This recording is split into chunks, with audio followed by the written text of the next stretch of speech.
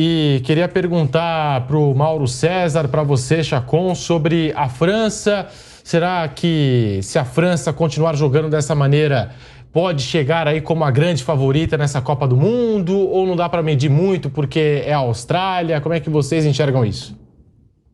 Não necessariamente porque seja a Austrália, mas porque está ainda muito no começo, a gente está vendo as seleções, né, agora sim atuando, como o Mauro destacou também na programação da Jovem Pan, isso daí é muito importante a gente falar, entender como é que as equipes reagem a diferentes escolas do futebol, né, como foi com a Argentina, que estava um tempão sem perder, mas sempre jogando no futebol sul-americano, na maioria das vezes, hoje acabou sendo surpreendida, né? Foi derrotada pela equipe da Arábia Saudita e a gente, vamos lembrar, pode ter um Argentina e França já nas oitavas agora com a derrota da Argentina nessa primeira rodada da competição, da Copa do Mundo. Então, tudo bem, claro que a França também é uma das favoritas, mas a gente colocava a Argentina também como uma das favoritas, que deve vencer os próximos 2 jogos, são adversários mais complicados, vai para um tudo ou nada agora, né, Mauro? Mas imagina, oitavas de final, França e Argentina. Também não dá para cravar que a França passaria só por conta da Argentina ter perdido hoje, né, Mauro? Não, sem dúvida. A Copa do Mundo tem esse tipo de coisa, né? Você perde, de repente, um jogo na saída, na primeira rodada, você recupera e ganha. Depois que a Itália foi campeã em 82, empatando os 3 primeiros jogos da Copa do Mundo, se classificando nos critérios de desempate, depois venceu todas as partidas, inclusive a seleção brasileira e a Alemanha na final, não dá para duvidar que aconteça algo parecido. A Espanha também perdeu na abertura da Copa de 2010 e foi campeã do mundo. A Argentina pode se recuperar. Claro, hoje ela teve uma atuação tétrica, né? Porque a Argentina hoje simplesmente ela não entendeu o que estava acontecendo. Né, jogou contra um adversário extremamente corajoso, que marcava lá no meio campo e dava espaço às suas costas. Ó, tudo bem, eu tenho espaço aqui atrás. Você quer entrar? Pode entrar, minha defesa está aqui. Mas toda hora eles davam um passinho à frente e deixavam impedimento, com uma sintonia perfeita. E os argentinos não entenderam que aquela jogada, esse último passe e o arranque do atacante tinha que ser uma fração de segundos antes. E você contou quantos foram? Foram 7 no primeiro tempo e 3 no segundo. Esses 7, todas, inclusive os que entraram não valeram, né? Mas todas claras situações de gol. O jogador saindo em ótimas condições, sempre impedimento, sempre impedimento. Então os sauditas se arriscaram, mas executaram com precisão. E quando fizeram o gol, aproveitaram o momento que a Argentina tomou o susto, tomamos um gol.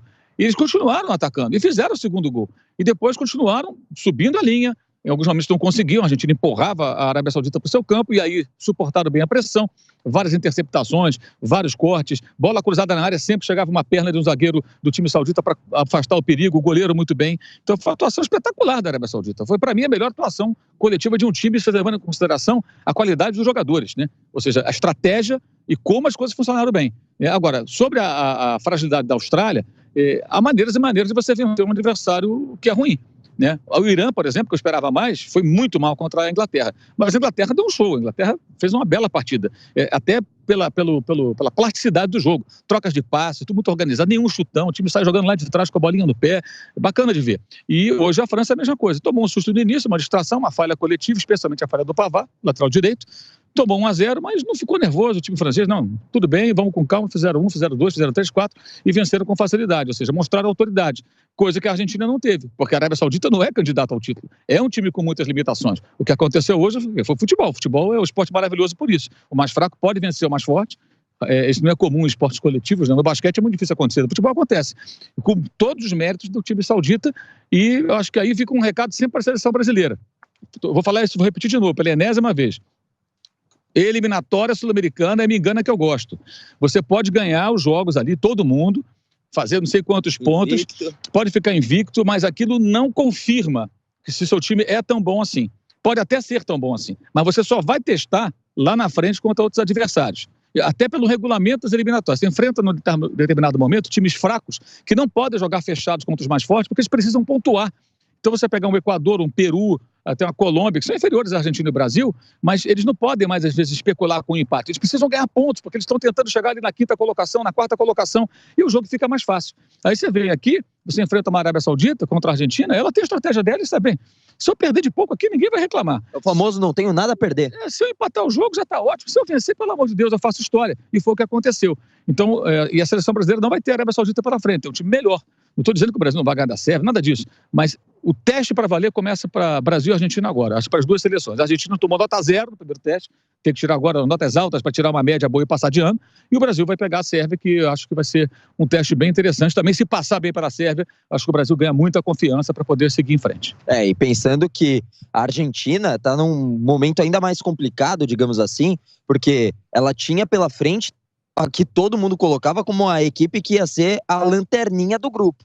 Enquanto o Brasil tem pela frente uma das equipes postulantes a, teoricamente, ser a segunda colocada depois do Brasil. Então é um desafio e tanto também para o Brasil, tem que ficar ligado, mas a Argentina tinha a faca e o queijo na mão hoje e desperdiçou a chance. E aí o Brasil, claro, vencendo a Sérvia e talvez vencendo a Suíça, aí vai entrar tranquilão, porque Camarões aí sim é a postulante a quarta colocada do grupo. Mas também a gente está vendo algumas surpresas na Copa do Mundo, pode ser que pinte também no grupo do Brasil. Dá para fazer alguma previsão do grupo do Brasil? Tá muito cedo, né, Mauro? É muito cedo. E a tendência é o Tite escalar um time bem agressivo, né? Vai ter que ter muita participação dos homens que atuam à frente sem a bola, né? Para jogar com Rafinha, com Neymar, com Richarlison, com Vinícius Júnior, eles vão ter que participar muito sem a bola. Eu acho que esse vai ser um ponto bem importante na eventualidade de fato, como hoje se especulou, né? A seleção brasileira entrar com essa formação. Acho interessante, acho ousado. A gente cobra muito isso dos técnicos, eles se arrisquem também, mas se der certo também o Brasil vencer a Sérvia com um bom adversário, ainda mais se jogar com essa formação, fizer um bom jogo, acho que o Brasil se coloca aí, como a França hoje se colocou, me parece, e a Inglaterra anteriormente também pela maneira como venceram seus adversários. Com um ponto a mais, se o Brasil vencer a Sérvia, jogando bem, o Brasil joga com um time melhor. A Sérvia é melhor que o Irã, é melhor que a Austrália. Então o Brasil tem de cara um teste encardido, porque tem bons jogadores. Você pode pegar Tadic, Milinkovic-Savic, Kostic, Mitrovic, Vlahovic. Esses caras jogam em times importantes, muitos deles, né? Tem jogador da Juventus, tem jogador da Lazio, tem jogador da Juventus tem dois, né? Tem jogador do Fulham, que é a primeira divisão, tem jogadores importantes, né? Tem jogador com experiência de Premier League, jogando na Holanda, no caso, também. Então você tem aí caras que têm qualidade, têm experiência, jogadores de bom nível. A minha dúvida com relação aos sérvios sempre é se eles vão estar em paz. Porque as seleções lá dos Balcãs, muitas vezes, eles têm muitos problemas entre eles e tudo, não só entre os diferentes países, internos. Então, eu não sei exatamente como eles estão. Se eles estiverem organizados, vai ser um teste bem legal para o Brasil e vai ser um bom jogo, que é uma coisa que a gente gosta também, né? Copa do Mundo tem um jogo bom, bons embates, bons duelos, e eu acho que esse jogo de quinta-feira eu tenho uma expectativa muito grande que seja uma ótima partida. E o mais importante, né? Diferente de Argentina e diferente da Inglaterra, esse teste mais numa régua maior para o Brasil, é até positivo, porque depois você olha para a possível tabela no mata-mata, é só pedreira. É muito provavelmente um Uruguai, caso passe em primeiro, numas oitavas de final. Aí nas quartas você pode ter ou Alemanha ou Espanha, depende de quem passar em primeiro e tal. Claro, quem passa também nas oitavas de final, se passar. Numa semifinal a gente colocava a Argentina, vamos ver o que acontece pela frente. Pode ser uma França agora, quem sabe, né? Então, muita coisa pode acontecer nessa Copa do Mundo. Então, claro que fica bem complicado a gente fazer qualquer previsão, mas a gente fica na torcida do Brasil fazendo uma boa partida contra a equipe da Sérvia, Pedro Marques. Ô Mauro, essa aqui é boa, porque assim, ao final da partida entre Argentina e Arábia Saudita, o perfil oficial do Fluminense no Twitter fez um post com a imagem do Germancano, com a seguinte legenda: parece que alguém fez falta mesmo, né, Argentina? Eu avisei, 3 pontinhos. Será que faltou o Cano nessa seleção da Argentina, Mauro? Tinha um na Arábia, né? Não, o Cano não tem que jogar na seleção da Argentina, como o Caleri não tem que jogar na seleção da Argentina. Eles são jogadores de um nível abaixo. O Cano é um jogador veterano que nunca foi convocado, fazia muitos gols na Colômbia. Lembra do Jonas? Foi do Grêmio, da Portuguesa? O pessoal pedia, né? Os portugueses não entendiam porque ele não jogava na seleção brasileira. Porque tinha jogadores melhores na seleção brasileira. A Argentina tem jogadores melhores. Qual a chance que teve a Argentina hoje clara que o Cano com certeza converteria? Né? E o funcionamento do time também. A seleção da Argentina precisa de jogadores com mais participação. O Cano é um espetacular finalizador, mas não é um jogador de tanta participação no jogo jogado. Ele é um ótimo atacante e ele entende isso. Ele veio para cá, estava na arquibancada com a camisa da seleção. Ele comprou um pacote. Ele pagou do bolso dele, ninguém mandou ele para cá. Ele comprou, trouxe a família, botou a camisa da seleção argentina e foi torcer e postou foto. Quer dizer, eu acho que ele está muito bem resolvido com isso. Como engajamento, brincadeira de mídia social, ok, eu acho que está muito certo lá o estagiário do Fluminense que fez a postagem. Perfeito, é isso mesmo, a torcida vai tirar. Agora, falando sério, não tem que jogar na seleção porque não tem o nível para jogar na seleção da Argentina. A seleção da Argentina hoje não perdeu porque desperdiçou grandes chances, porque os atacantes jogaram mal. Não, tudo foi mal. E o adversário foi muito bem. né? Se fosse assim, o Cano não perderia pênaltis, por exemplo, no ano que ele estava no Vasco, o Vasco tentava lutar para subir. O Cano também já falhou em jogos importantes, né? Se fosse assim, o Cano teria decidido contra o Corinthians. E aí quem chegaria à final da Copa do Brasil não seria o Corinthians, seria o Fluminense. Ele não decidiu contra o Corinthians. O Cano é excelente, mas não é infalível. E se estivesse em campo, talvez não acrescentasse rigorosamente nada. Só vale como brincadeira. E vamos falar de futebol como coisa séria, né?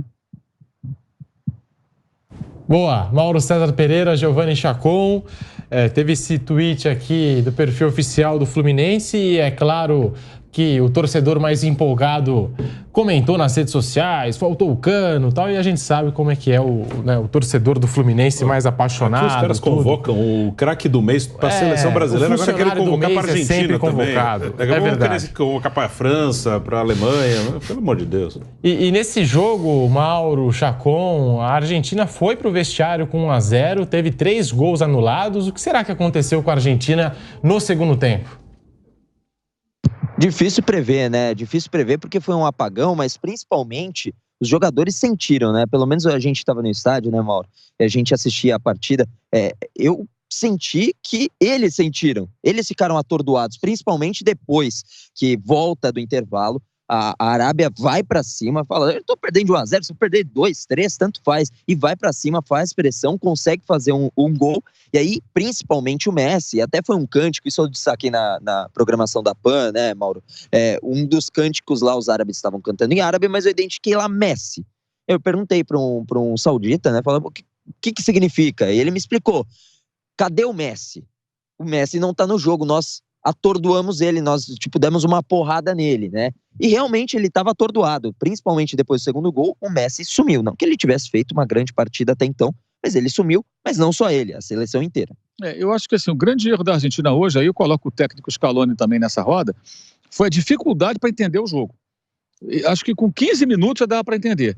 Bem, esses caras vão jogar como contra a gente. Você imagina que a Arábia Saudita e a Argentina, bem, os sauditas vão ficar marcando lá na área deles. Todo mundo entrincheirado, como fez o Irã contra a Inglaterra. E vão tentar jogar por uma bola. Não, eles subiram a marcação, iam lá na linha do meio campo. Você vendo o jogo no campo, é muito claro.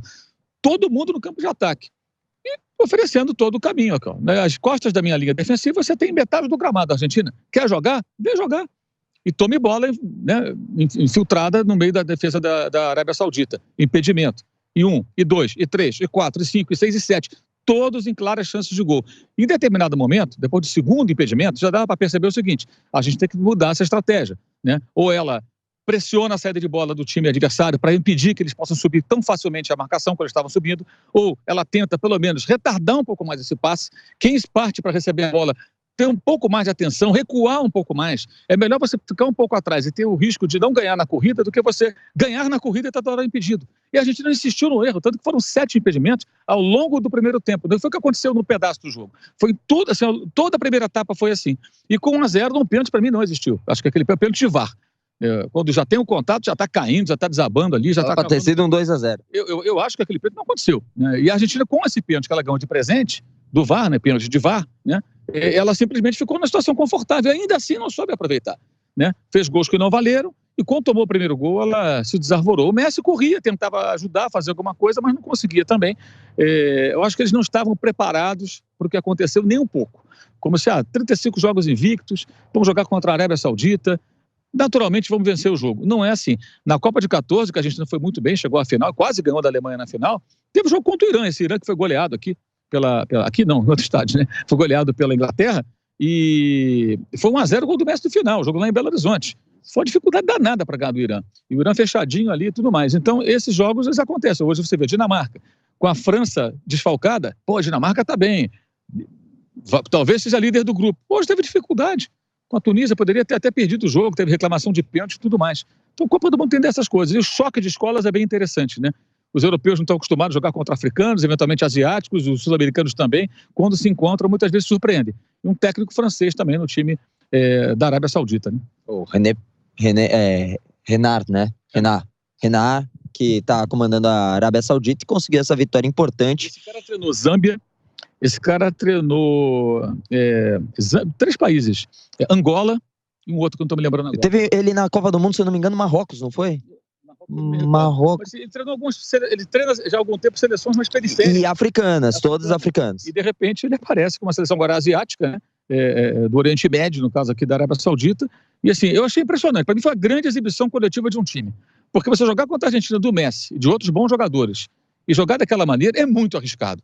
Porque naqueles impedimentos milimétricos, se 1 ou 2 ali tem condição, era 3-0 no primeiro tempo. Aí, amigo, você vai tomar de 6. Que quem toma 3-0 no primeiro tempo, aí quem fica desarvorado é quem está perdendo. Então eles flertaram com o perigo, mas eles ousaram e não jogaram retrancados ali, só se defendendo como coitadinhos ali, como hoje a Austrália fez em boa parte da partida e tomou a goleada do mesmo jeito.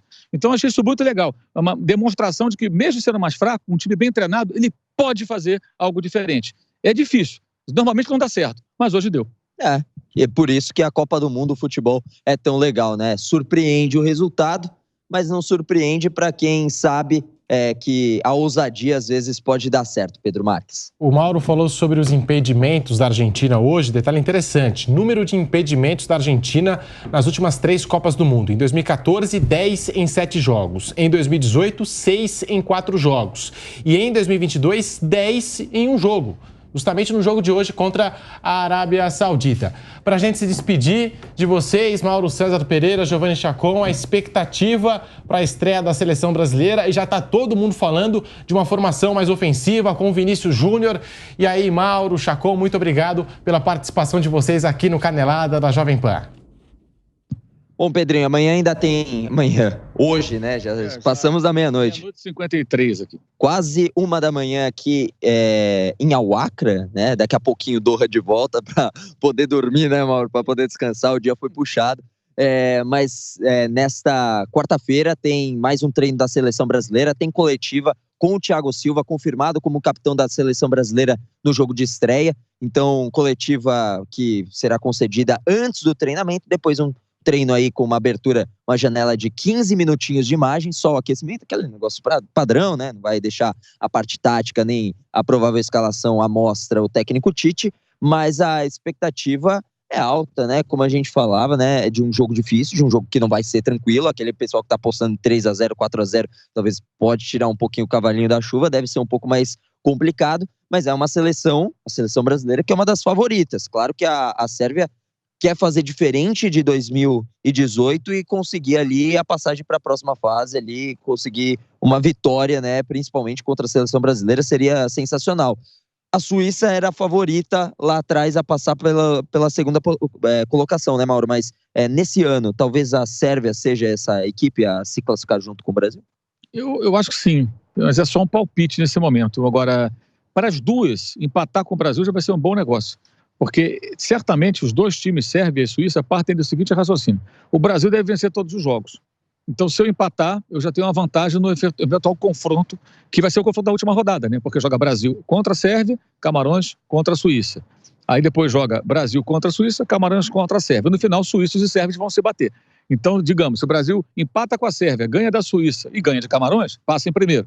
E aí a Sérvia joga pelo empate contra a Suíça. Então, eu imagino que tanto sérvios como suíços vão jogar contra o Brasil, lógico, vão buscar a vitória, mas cientes do seguinte, um empate aqui é um bom negócio. A não ser, assim, o Brasil perde para a Sérvia, a Suíça fica pressionada a pontuar contra o Brasil, né? Porque se ela perde o Brasil, depois aí o Brasil pode vencer a Camarões e ela fica obrigada a vencer a seleção sérvia. Mas o empate, acho que para os dois vai ser interessante. O Brasil deve enfrentar equipes que, se tivesse um acordo agora, o Brasil quer empatar o jogo, acho que as duas fechariam, na hora. Olha, e realmente para o Brasil um empate não seria nada bom, né? Porque aí talvez demonstraria um pouquinho de fragilidade de uma equipe que é vista como uma das favoritas, uma das grandes favoritas. Eram tidas 3, além da França, atual campeã, a Argentina e o Brasil. Empatar com a Sérvia pode mostrar um pouquinho dessa fragilidade, né? E mudar um pouquinho essas probabilidades que a galera faz, né? Eu acho que depende também de como vai jogar, né? De repente você pode fazer um ótimo jogo e, por uma infelicidade, sofrer um gol, empatar uma partida. São coisas do futebol. Tudo bem que a maioria não entenderia, né? Sim, mas assim, acho que a gente tem que procurar entender. Como você pode ganhar 2-0 jogando nada, com o adversário perdendo o pênalti, o seu goleiro fazendo 80 defesas, você fala, pô, ganhamos 2-0, pô, mas foi injusto, o outro time jogou melhor, jogamos nada, ganhamos sem jogar bem. Então acho que é importante também jogar bem. Eu acho que a Inglaterra jogou bem e venceu. A França jogou bem e venceu. Adversários fracos, mas jogaram bem e venceram. Não deram margem nenhuma de risco, de dúvida. Uma dificuldade inicial, começo do jogo. Depois a coisa se resolveu. O Brasil joga com um time de um outro patamar. Então, o que eu acho, o que eu espero da seleção brasileira, espero ver espero que todas as seleções importantes, o Brasil evidentemente também, é que jogue bem. Acho que a vitória costuma ser reflexo de uma boa atuação. Agora, jogar mal e vencer vai comemorar os pontos, mas você vai falar, pô, se é com esse futebol, não vai muito longe. Então, acho que a qualidade do jogo é muito importante. E a formação que o Tite está ensaiando, né, é uma formação muito ousada, nem parece o Tite, né? Deve estar treinando bastante isso, e como eu falei, sem a bola, essa galera vai ter que correr. Vinícius Júnior, Rafinha, Neymar, Richarlison, Neymar menos. Mas vão ter que correr, vão ter que trabalhar sem a bola, porque não dá para deixar tudo na conta de 2 caras que vão ficar na frente da defesa, não. E são jogadores aí que têm vitalidade, pelo menos, para fazer esse corre-corre aí na seleção brasileira. Mas a gente só vai saber o que vai acontecer mesmo na próxima quinta-feira. Amanhã já estamos vivendo a quarta, então amanhã tem, pelo menos aqui no Catar, já amanhã tem o Brasil em campo no estádio Lusail contra a equipe da Sérvia, Pedro Marques. E conforme apurou o GE, a seleção brasileira terá uma escalação inédita para a estreia da Copa do Mundo no Catar. O técnico Tite escolheu Vinícius Júnior como titular da ponta esquerda do ataque e deslocou Lucas Paquetá para o meio de campo ao lado de Casemiro. Assim, Fred começará no banco de reservas. A formação foi testada nos treinos de segunda e terça, aos quais a imprensa não teve acesso. A gente sabe, quem está em Doha acompanhando os passos da seleção brasileira, só tem acesso àquele aquecimento de 15, 20 minutos, aquela roda de bobinho e tal, e depois as cortinas são fechadas, os jornalistas são convidados a deixar o centro de treinamento da seleção brasileira para que o Tite possa trabalhar jogadas trabalhadas, bola parada e também ajeitar a equipe que vai entrar em campo contra a Sérvia. E aí, nós temos a provável escalação, tá? Alisson, Danilo, Thiago Silva, Marquinhos, Alexandro, Casemiro e Lucas Paquetá. Rafinha, Richarlison, Neymar e Vinícius Júnior. Se não ocorrer nenhuma surpresa de última hora, essa será a seleção brasileira que vai entrar em campo diante da Sérvia. E essa escalação, lembrando aqui, é um pouco mais ofensiva, contempla 4 atacantes, sendo que o Neymar desempenha um papel de mais criação, tendo liberdade para recuar e ajudar a preparar as jogadas de ataque. Sem a bola, o camisa 10 tem menos obrigações defensivas. E aí, Flávio Prado, te agrada essa escalação da seleção brasileira com Alisson, Danilo, Thiago Silva, Marquinhos, Alexandre, Casemiro, Lucas Paquetá, Rafinha, Richarlison, Neymar e Vinícius Júnior, Flávio? O Brasil vinha jogando assim, né? As últimas atuações, ele abdicou de um volante, o volante passou a ser o Lucas Paquetá e abriu um espaço do lado esquerdo que o Paquetá ocupa, onde ele fez algumas opções, né? E o Vinícius foi até o que menos se comportou bem ali naquele setor. O Antony foi melhor que ele, o próprio Martinelli entrou e foi melhor. Mas, claro, o Vinícius está vivendo um momento de brilho, ele começa jogando, tomara que consiga fazer na seleção um pouco do que ele faz no Real Madrid, mas, de repente, pode até perder a posição para um outro desses jogadores ofensivos do Brasil. Antony e Martinelli entraram bem mais à vontade que ele, mas eu entendo o Tite, o Vinícius é mais badalado. E se não der certo, sempre dá para fazer a correção no próprio jogo, só botar o Fred e fechar um pouco mais e o Paquetá vai lá para o lado esquerdo. É uma escalação ousada contra um adversário difícil como a Sérvia, mas eu gosto da ideia, assim, tem que ir para cima dos caras e vamos embora, tá tudo certo. E se começar a complicar, ficar muito aberto, que o time da Sérvia joga com 4 homens no meio campo de bom equilíbrio, de bom toque de bola, é só corrigir, tira um dos pontas e bota o Paquetá e tá tudo certo. Seu comentário agora me lembrou de um companheiro, né? Escala o Brasil sem medo aí, Tite, vamos pra frente. E aí, mas Bruno eu não mandei assim, não. Eu acho que é uma coisa pensada e ele tem jogado assim as últimas partidas, né? E como eu já te falei, não conte comigo como torcedor fanático, não sei o quê. Aliás, hoje teve uma bela notícia. Aquela porcaria daquele canarinho pistola lá foi proibido de entrar no estádio. Que isso? É pro inferno essa mas porcaria. Mas o que você tem contra o canarinho pistola? Vai lixo, uma coisa feia. Primeiro que esses bonecos vão fazer desfile de carnaval e tal. Segundo, é feio pra danar, mau gosto, mal-humorado, um horror. Que não tem nada a ver com o brasileiro. O brasileiro é alegre. Uma coisa mal-humorada, feia. Eu já não gosto de boneco. Acho esses bonecos atrás de gol e tal. Eu sempre você acho falando de mau humor, você exala o bom humor, Flávio? Não é possível. Mas você não gosta dos seus iguais. Eu acho essa boneca ela tudo pra sabe, por exemplo, aquele vovô lá atrás do campo do São Paulo. Deve ser o Leco, quer ver jogo e tá meio na moita lá. Não tem sentido nenhum esses bonecos, essa bobagem. Você não perdoa nem o mascote da seleção brasileira? Não, eu não tenho... Você está querendo avaliar até o mascote do Brasil? Não, eu quero que se dane. Eu só achei ótima a notícia que ele não vai poder entrar. Pô. Você está falando aqui de Vinícius Júnior no ataque da seleção brasileira. É que eu falei que não conte comigo. Canarinho pistola. É que eu não conte comigo com o negócio de pachequismo e tal, não sei o quê. Eu analiso a seleção brasileira como qualquer outro time. E eu acho que o time do Brasil é o favorito porque é o melhor time dos 24. Isso é o que eu penso. Dos 32. Eu considero o melhor time. Agora, se o Brasil não ganhar, não tem nada a ver com isso. Não conte comigo. E eu acho que o time do Brasil é melhor. E essa montagem do título foi muito bem feita. Gosto do time dessa forma. Acho importante. Agora, se não funcionar, conserta. Bota o Fred, coloca o Paquetá na esquerda, tendo um dos pontos e tudo bem. Só isso, mas não... Sem, sabe, aquela coisa de... ganhou, perdeu. Realmente não é das coisas assim que me tire o sono, não, sinceramente.